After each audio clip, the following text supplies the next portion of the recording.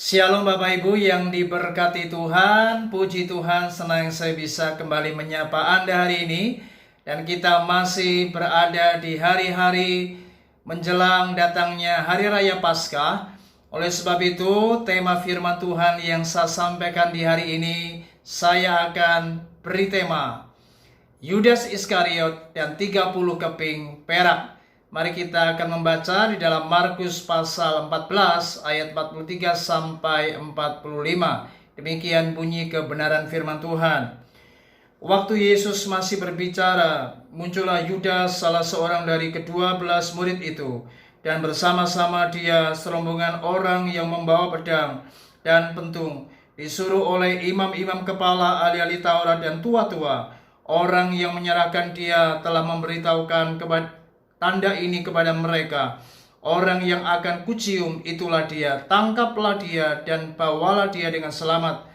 Dan ketika ia sampai di situ, ia segera maju mendapatkan Yesus dan berkata, "Rabi," lalu mencium dia. Bapak Ibu yang saya kasih di dalam Yesus, apa yang baru saja kita baca ini merupakan sebuah peristiwa di mana di malam hari itu Yudas memimpin segerombolan orang-orang yang membawa senjata. Mereka membawa pedang dan pentung, dan rupanya mereka ini disuruh oleh imam-imam kepala, ahli-ahli Taurat dan tua-tua Yahudi. Dan mereka bersekongkol dengan Yudas untuk menangkap Tuhan Yesus. Tepatnya di malam hari itu, Yesus berada di Taman Getsemani. Saudara, sungguh sangat disayangkan seorang murid Tuhan Yesus yang bernama Yudas Iskariot ini. Bukankah ia telah mengikut Yesus selama 3,5 tahun? Namun rupanya di malam hari itu imannya kandas, dan ia telah menjual Yesus dengan 30 keping perak. Dan ciuman yang dilakukan Yudas di Taman Getsemani itu merupakan ciuman pengkhianatan. Saudara, berapa banyak di antara kita tidak pernah kita duga, rupanya ada beberapa orang anak-anak Tuhan yang telah melakukan apa yang seperti Yudas lakukan. Yudas menjual Yesus dengan 30 keping perak.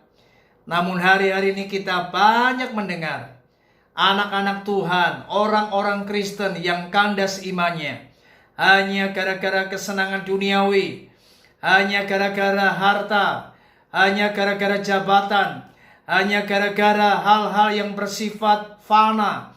Mereka rela menjual imannya dan mereka berpindah keyakinan. Saudara, ini membuktikan sebagaimana Yudas adalah seorang murid Tuhan yang tidak setia, maka orang-orang yang telah menjual imannya dan mencari kepentingan untuk kesenangan dirinya sendiri, maka mereka juga adalah orang-orang yang tidak setia kepada Yesus. Itu sebabnya di dalam renungan hari ini, mari kita belajar untuk terus waspada, agar jangan sampai kita menjadi seperti Yudas, Bapak Ibu. Tuhan pasti akan sangat sedih jika melihat anak-anaknya tidak setia.